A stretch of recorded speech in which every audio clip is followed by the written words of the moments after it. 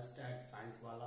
बच्चों आज हम समझेंगे German physicist George Simon Ohm's के दिए गए एक्सपेरिमेंटल थीम और उनके थ्योरीज को, जिनमें मोस्ट इंक्लूडिंग है आपका ओम्स लॉ। चलिए बच्चों आज पढ़ते हैं हम लोग, बोर्ड पर देखते हैं ओम्स लॉ क्या है। नाउ ओम्स, मैंने पहले ही स्टेटमेंट में बतलाया कि सर ओम्स का पूरा नाम जो है था बच्चों वह जॉर्ज साइमन ओम्स था। इन्होंने 1827 में अपना एक एक्सपेरिमेंट दिया था जिसमें इन्होंने बतलाया था relationship between V I and R. बच्चों ये क्या है आपका पोटेंशियल डिफरेंस, ये क्या है इलेक्ट्रिक करंट, और ये क्या था आपका बच्चों resistance of the conductor. Then इन्होंने क्या किया कि इलेक्ट्रिसिटी को पास करने के लिए, शो ऑफ करने के लिए इन्होंने एक अपना स्ट्रक्चर बनाया जहां पर इन्होंने टर्मिनल से बैटरीज को जोड़ा। बच्चों मैं बतला दूं आप लोगों को कि बड़ा वाला आपका पॉजिटिव टर्मिनल और छोटा वाला जो है आपका नेगेटिव टर्मिनल होता है, और करंट जो फ्लो कर रही है ये पॉजिटिव टर्मिनल से इस करंट कैरिंग वायर में कुछ इस तरह जा रही है। और हम क्या करेंगे, एक लॉन्ग इलंगेटेड वायर के साथ एक एमीटर को फिट करेंगे, और एमीटर के अलावा हम रेसिस्टेंस वाले वायर को ले रहे हैं जहां पर रेसिस्टेंस को मेजर करने के लिए वोल्ट मीटर का यहाँ हमने यूज किया है जो पोटेंशियल डिफरेंस को शो करेगा। एमीटर रेसिस्टेंस के ऊपर में पोटेंशियल डिफरेंस को शो करने के लिए।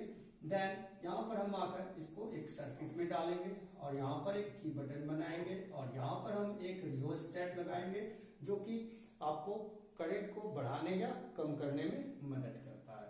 इलेक्ट्रिक करंट फ्लो होना इस सर्किट से अब शुरू हो जाएगा की को ऑन करते ही। तो ओम साहब का मानना था कि इन्होंने अपने लॉ के बेस पे बतलाया कि at the constant temperature, at the constant temperature the current is या current flowing through a conductor is directly proportional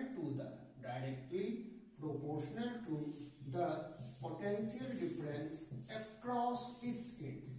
Okay, that means experimentally इन्होंने देखा कि कोई भी कांस्टेंट टेम्परेचर पर जब हम करंट को फ्लो करवाते हैं, this current flow through a conductor wire in the directly proportional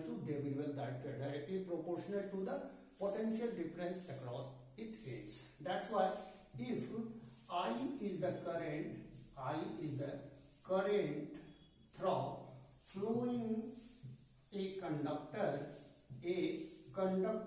and V gives the potential difference across it, V gives the potential difference across in it, then according to the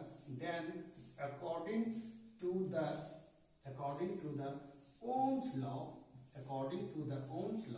I is proportional to the V. That's clear.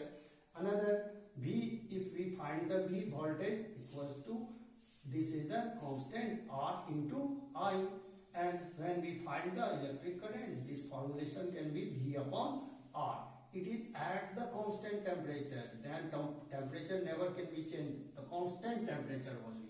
So this follow the Ohm's law, and this law belongs to the all over the ohmic conductors. Just like there are so many ohmic conductors around us as the electrical implements. तो बच्चों ये Ohm's law का दिया हुआ आपका law था। Thanks for watching me. Please like, subscribe and share my channel. Your lovely Dhruv sir #science वाला। Thanks.